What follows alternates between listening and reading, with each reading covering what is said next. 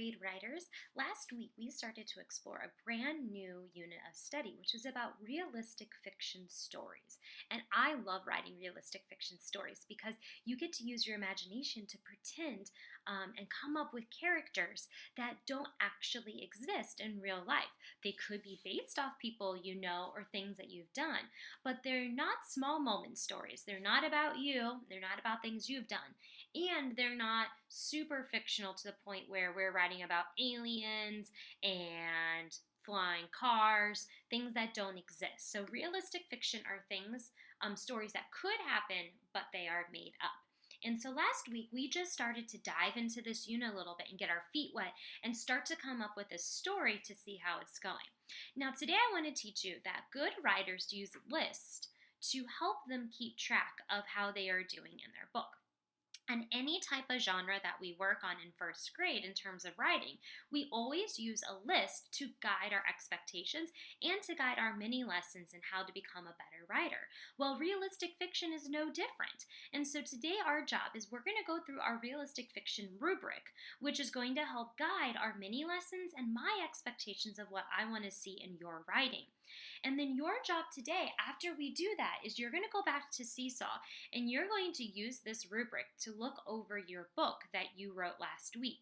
And you're going to make sure that you have uploaded your entire book, all the pages, to Seesaw so that way I can take a look at it, okay? And so our first part, remember we always break up our expectations into three parts. We break it into structure. So how is your book structured across the pages? Elaboration, how do you add on to your ideas to bring your story to life? And then our conventions, is it easy to read? Okay, and so let's take a look at the structure. And so I have four areas of structure here that we are going to make sure that we are experts on by the time we end our realistic fiction. First is our story is told across pages, right? It's a beginning, we have our middle, we have our end, it's across our pages. We don't write everything on one page, right? And if you can do that, you get 4 points for meeting, right? Story was told across your pages. Your story also needs to have a clear problem, okay? So we need one clear problem, not 5 problems, not 0 problems, one clear problem. And then you need to have a clear solution. So how was that problem solved? And last, you need to have a closing. So how does the reader know your book is over? Did you end with a lesson? Did you end with an action, a feeling? And remember, these are going to be mini lessons that we're going to be working on throughout the next couple of weeks. So if you're unsure about some of these and you're like, I'm not quite sure how to fit that into the book that I wrote last week, it's okay because this is just a guide to start pushing you to think of how you could start to use these ideas in your upcoming book, okay? And then with elaboration, this is how we bring our characters to life. So, did you hook the reader on your first page? Did you use sounds, dialogue, and setting to hook the reader?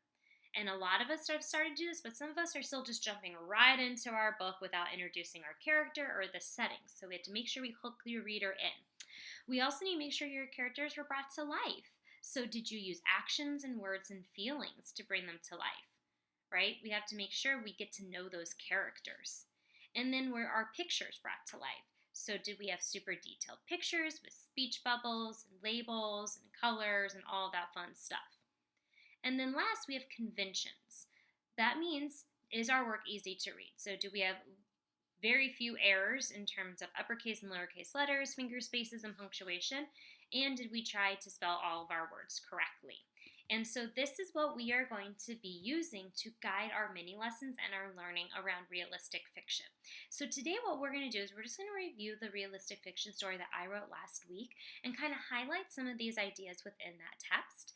And then your job is going to go to Seesaw. You're going to see this rubric and you are going to look at your book and you're going to just self-assess. So you can circle where you think you fall, and it's okay if you don't fit into the meeting categories because we haven't really dived into all of these in super detail. So if you're just a 3 or even a 2 on some of them, that's okay because then that could be a goal you set for yourself to get better at, okay? And then you're going to make sure your whole book is uploaded into Seesaw so I can read it and give some feedback as well. So last week, we started to think about a realistic fiction story that I thought of. And I thought of a character named Penelope, or Penny, who had a pet cat.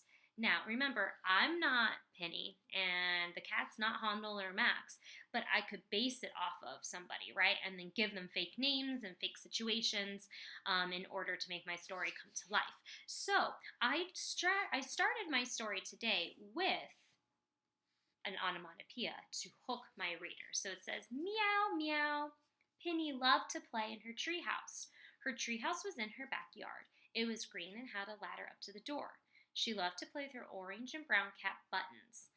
They would play for hours. They played hide and seek and ate yummy snacks together. They also loved napping together. Penny looked at Buttons and said, "You're the best cat ever!" Buttons looked at Penny and smiled. They loved spending time together. So already on this page, I was able to hook the reader using sounds. So I would give myself a 4. And I already tried to bring my characters to life on this page. Now, I'm not going to circle yet because I need to make sure I do that across the entire book. But I was able to tell what our characters were feeling, what they like to do. I also started to describe the setting to you. Where is my story taking place? Now on page 2, it said, Penny loves spending time in her treehouse. 1, 2, 3, come out wherever you are, Buttons, Penny said. As Penny searched for Buttons, an unexpected visitor was nearby. Penny found Buttons hiding behind a box. She picked up Buttons. Penny and Buttons were having so much fun together. Then they heard a loud growling noise coming from below the treehouse. Dot, dot, dot. Penny and Buttons creeped toward the window. They shivered as they looked out the window. Their eyes became huge. They saw a large coyote looking at them. So there, I think we have a clear problem, right? I didn't give it away on the first page or the second page. I gave it away on the third page for our problem. And I'm also continuing to say the words and actions and feelings of my characters to bring them to life as well, right? I said their eyes got huge, that they shivered. So I'm giving lots of details to help build and bring the story to life. They saw huge coyotes looking at them. Penny squeezed Buttons and said, "Oh no, what do we do?" She tried to scream but didn't. She didn't want to scare the coyote. Buttons and Penny hid behind a box and started to shake.